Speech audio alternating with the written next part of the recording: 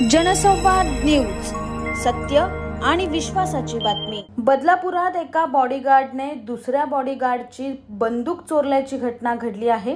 हे दोघेही शिवसेना शहर प्रमुख वामन म्हात्रेचे बॉडीगार्ड असून आपापसातील वादामुळे हा प्रकार केल्याची कबुली आरोपी बॉडीगार्डने दिली आहे। बदलापूरचे शिवसेना शहर प्रमुख वामन म्हात्रेंकडे जजलाल बुलंद पांडे आणि कृष्णाप्रसाद तिवारी हे दोघेही खाजगी बॉडीगार्ड म्हणून काम करतात। या दोघांकडेही परवाना असलेल्या बंदुका आहेत। यापैकी कृष्णाप्रसाद तिवारी हा 14 मार्च रोजी होळीच्या दिवशी ड्युटी संपवून वामन म्हात्रेंच्या एरंजाड येथील फार्म हाऊसवर आराम करत होता।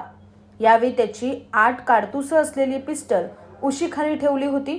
तो काही वेळानं उठून अंघोळीला गेला, मात्र आल्यानंतर त्याला त्याची पिस्टल आणि मोबाईल गहाळ असल्याचं लक्षात आलं।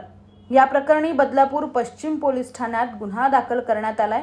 या प्रकरणाच्या तपासात पोलिसांना म्हात्रेचा दुसरा बॉडीगार्ड जजलाल पांडे याच्यावर संशय आल्यानं त्यांनी पांडेला ताब्यात घेत चौकशी केली असता त्याने आपणच तिवारी याला अडचणीत आणण्यासाठी त्याची बंदूक आणि मोबाईल लपवल्याची कबुली दिली।